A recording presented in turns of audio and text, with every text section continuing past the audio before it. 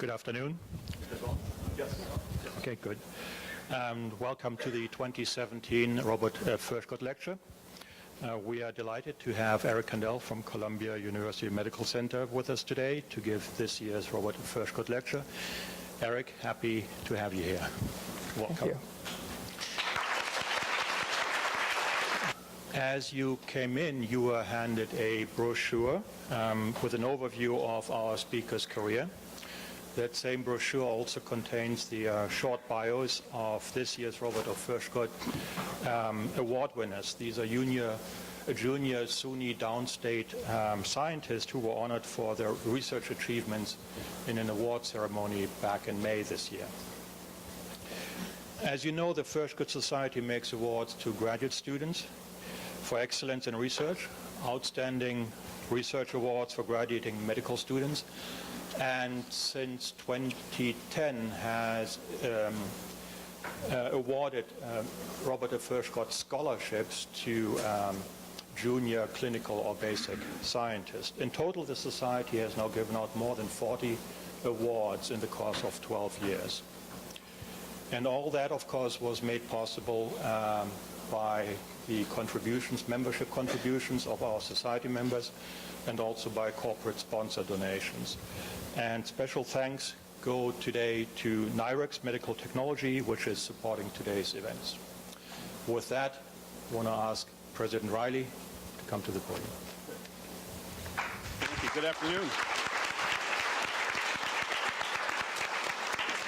Well, good afternoon. It's an honor of a lifetime for me to be president of Downstate Medical Center at this wonderful time in healthcare and medicine. I particularly want to welcome our distinguished guest. I was needling him just a little bit before we came in here, and I said, "Professor, did you take the A train to Brooklyn?" But no, we sent a car for him, so I'm glad. Thank you. I want to salute the members and leadership of the Furchgott Society. And Rose Jackman, where's Rose? Rose will tell you, you and I had a meeting, and I said, "Where's the Nobel Prize?" And she says, "Well, I have it." I said, "Really? I want to see it. Bring it." So she brought the Nobel Prize that Dr. Furchgott received in 1998. She had the gloves on like a great archivist, and she made sure I didn't drop it. But I said, "Rose, we have to display this somewhere." And so she contacted Dr. Furchgott's daughter in Seattle, and she approved for us to get a replica, which we will find a way to display in the new Public Health Academic Building, because I want everybody to see about the greatness of the work that takes place within our four walls, figuratively. And Dr. Furchgott, his discovery was here, colleagues, here. And it was only 2 years later that our honoree, Dr. Kandel, received his visit to Stockholm, as I understand, right? So that's the wonderful arc of this wonderful society and its connections to the great scientists of our nation and indeed the world.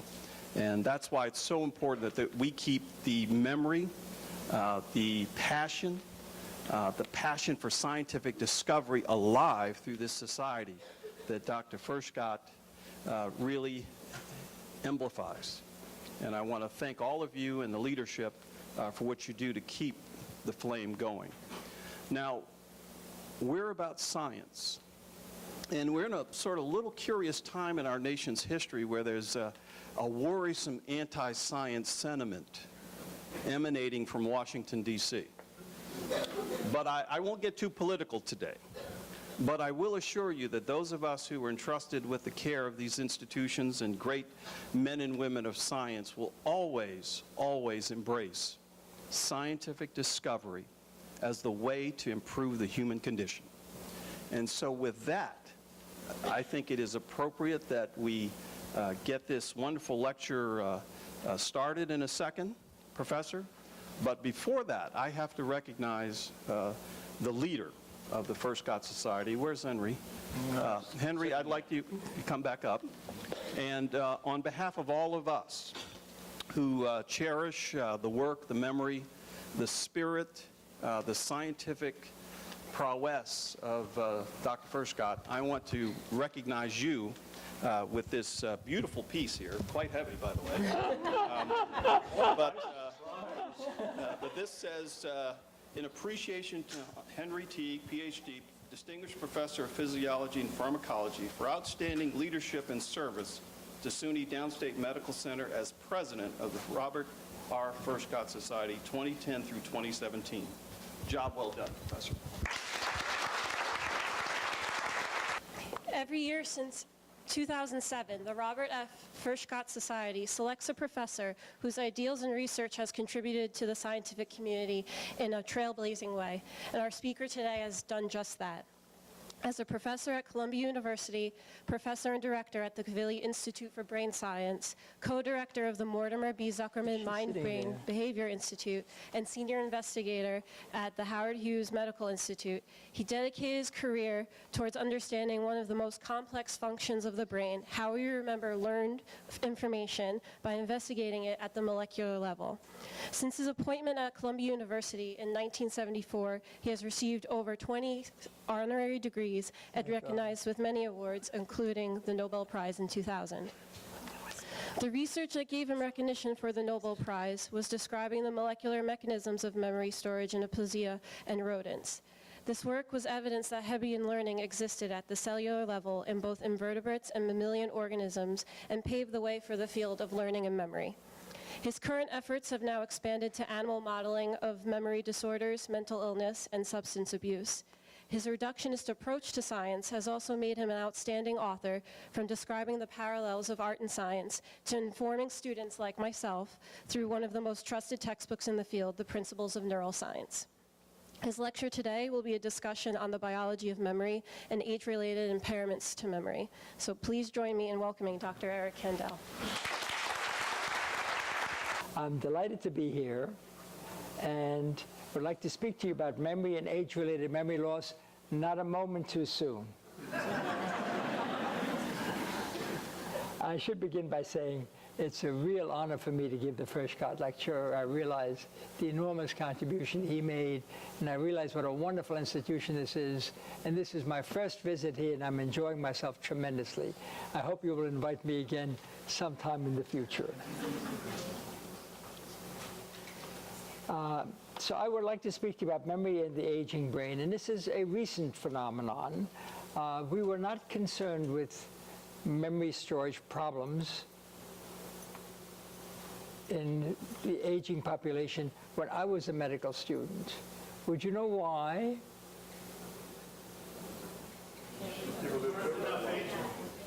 You're a student of mine. You should know the answer to those questions. I'll ask Todd. He must know the answer. People didn't live long enough. The average lifespan in 1900, when I was a medical student in the 1950s, we were seeing people of this generation. They lived to be 50 years old. Now, men, the weakest sex, live to be 76. The strongest sex lives to be 81. And age-related memory loss is, by and large, a late-onset disease. So 3% of people get Alzheimer's disease in their 70s, while in their 90s, 50% of the population gets Alzheimer's disease. It's a devastating disease of the elderly. But as the population aged and people encountered Alzheimer's disease, it also became aware to sensitive clinicians that some people were developing something which was in parallel with this, sort of a milder form that had different features to it, which seemed to parallel the normal aging process. And they wondered whether there was a separate disorder, which they initially called benign senescent forgetfulness, that was in parallel with Alzheimer's disease. The question arose, are they distinct entities, or is benign senescent forgetfulness really only an early phase of Alzheimer's disease? And to answer these questions, we compared 3 features between the 2 disorders. 1, the age of onset and progression. 2, the anatomical localization. And 3, the molecular defects. Let me begin with the age of onset and progression. Mice don't show spontaneous Alzheimer's disease. You can put a mutant gene in them, and it will show aspects of Alzheimer's. On their own, they don't get it. But if you just look at them throughout their time course doing a spatial task which involves the hippocampus, you will see that they get weaker with this. Their memory weakens as a function of age. So they show age-related memory loss, although they have no capability for getting spontaneous Alzheimer's disease. So it really provided some of the early evidence that this was a separate entity. Is there an anatomical distinction between Alzheimer's disease and age-related memory loss? Scott Small, a colleague of mine at Columbia, looked into this problem. One had known for years that Alzheimer's disease begins in the entorhinal cortex. And Scott found, with imaging, that aging begins in the dentate gyrus. There's a different side of origin. To explore the anatomical distinction further, we turned to molecular studies using affymetric chips. With affymetric chips, you can examine 23,000 genes, and we looked at them in the dentate gyrus, people 38 to 90 years old. Found a number of candidates that changed in a systematic way in the dentate gyrus, and we focused in particular on one transcript, RBAB48, because it changed so dramatically throughout the lifespan. If you looked in the dentate gyrus, which is where age-related memory loss takes place, at least that's where it begins, you see a decrease for RBAB48 messenger RNA and also for the protein level. If you looked in the right nearby entorhinal cortex, there was no change in either the message level or in the protein level. Now, what does RBAB48 do? It is part of the switch that converts short-term memory to long-term memory. As many of you probably know, that switch begins with activity mediated by PKA or by some other second messenger, activating CREB, transcriptional factor that is critical for switching short-term to long-term memory. CREB recruits the CREB binding protein, and the CREB binding protein recruits RBAB48, which leads to chromatin structure alteration, turning on gene expression. This allows chromatin remodeling and gene expression necessary for long-term memory. Humans allow correlations. To look at causality, it's helpful to turn to the mouse. And we asked the question, is the level of RBAB48 protein also selectively decreased in the dentate gyrus of aged mice? So we looked at young mice in the dentate gyrus and in old mice, and we saw that indeed RBAB48 was reduced. We looked at other areas of the hippocampus, no change whatsoever. So this was a selective decrease in RBAB48 in the dentate gyrus. We now did a complementary experiment. We wanted to know what happens if you inhibit RBAB48 and you do it in young mice in which the level is high. So this shows you a spatial object recognition task that involves the dentate gyrus. So if you look at a young animal and an old animal, young animal does this very well, old animal does it badly.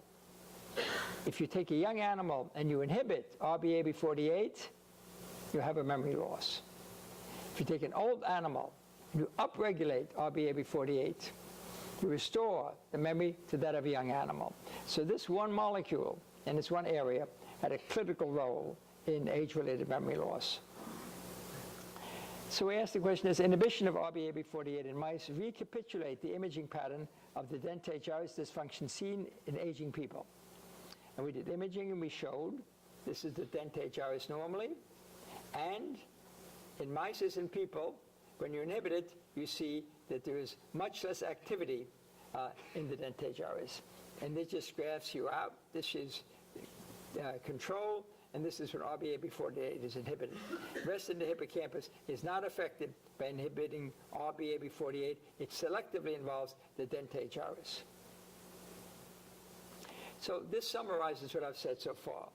The clearest evidence so far that age-related memory loss and Alzheimer's are distinct.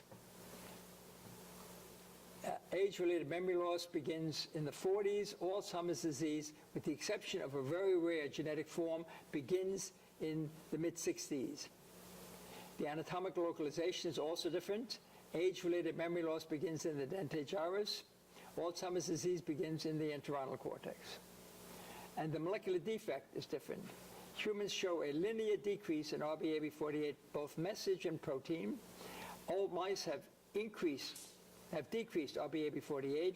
Young mice, if you reduce the RBAB48, show a memory deficit. With Alzheimer's disease, you do not see a deficit in RBAB48. Now, does the aging body act on the aging brain? Are there hormonal factors that contribute to hippocampal dysfunctions observed with cognitive aging? Might exercise help overcome these blood-borne insufficiencies? Now, this is a remarkable story that has emerged just recently. Puchas first demonstrated some time ago that bone is an endocrine organ, which is a big surprise. It releases a hormone called osteocalcin. And osteocalcin acts on a number of organs of the body: the pancreas, muscles, the liver, testes,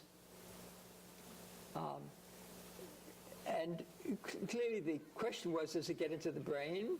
And Gerard Kosenki and several people showed that indeed it gets into the brain and it acts there.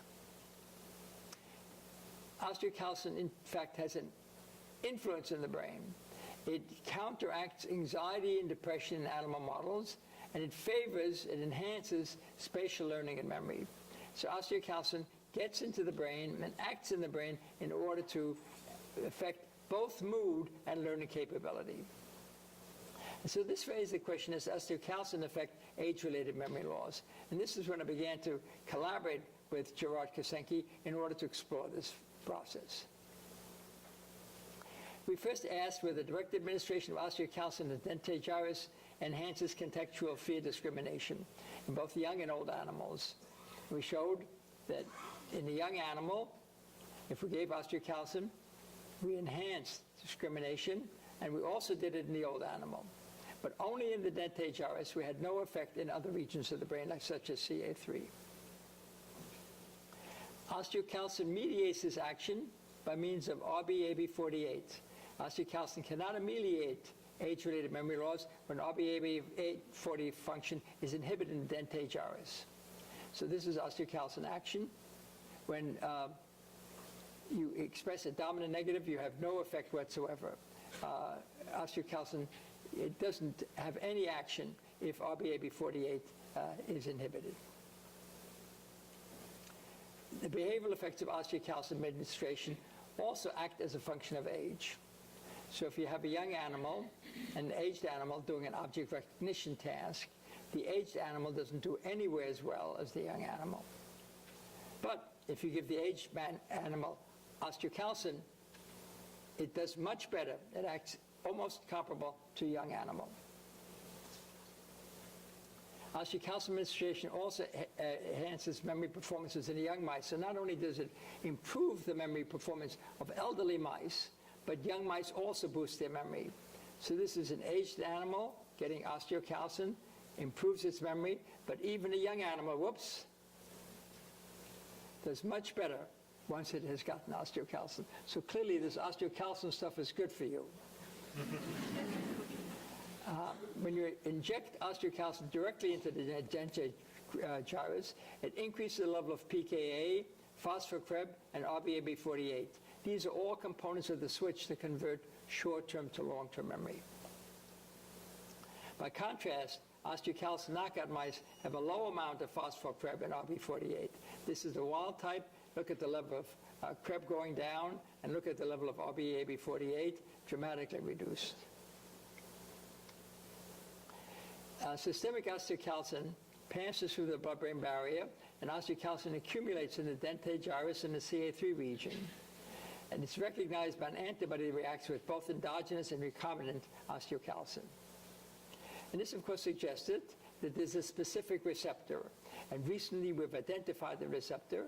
It's GPR158. It's a very promising candidate for the receptor for osteocalcin when we first saw it, and now we've gotten strong evidence that it is indeed the receptor.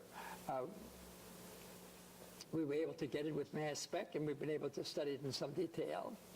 And we find that if you knock down osteocalcin receptor, it leads to reduction in level of RBAB48 protein.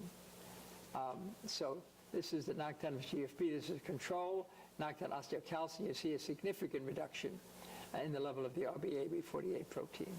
So the level of the receptor is really critical for the action of RBAB48 protein. So we tested this on behavior, and we found that knockdown of osteocalcin receptor causes a memory deficit that cannot be rescued by osteocalcin, because if the receptor is not there, osteocalcin can't do its job.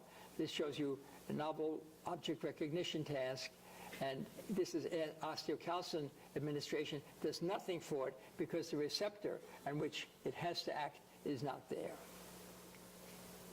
And circulating osteocalcin decreases over the lifespan. So the longer you live, the lower the circulating osteocalcin level becomes.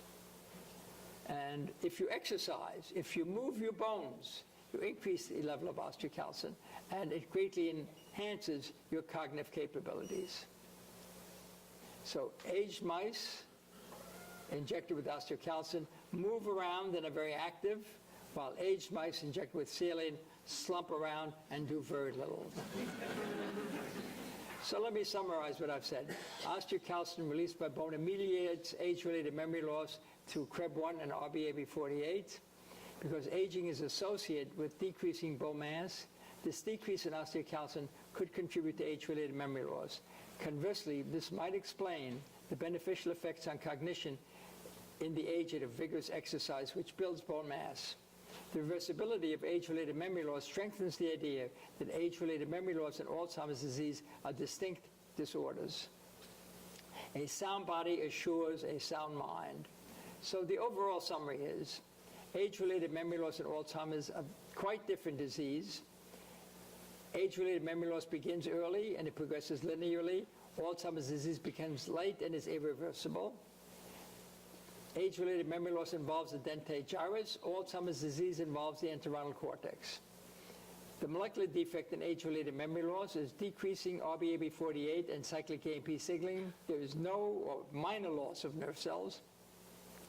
While Alzheimer's disease, as you know, you have a devastating loss of nerve cells, and it's an A-beta toxicity. It's a protein folding disorder. So the treatment for age-related memory loss, we're getting some idea how to do it. Regular physical exercises that increases osteocalcin. Good diet, a diet low in animal fats. Control of blood pressure, diabetes, cognitive challenges. Learn new tasks. Come to seminars. Social involvement. Try to go out with the person sitting next to you. Continue to work and learn as physicians and scientists and enjoy your lives. This simply indicates the colleagues in my lab, Mary Elizabeth Bach, Mark Barad, Stelios Kosmides, who's recently made major contributions. Elias Papadopoulos, I've been privileged to be supported by the Howard Hughes Medical Institute, and a lot of these collaborations have been with Scott Small's lab and with Gerard Kosenki. Thank you very much. I'd be delighted to take it.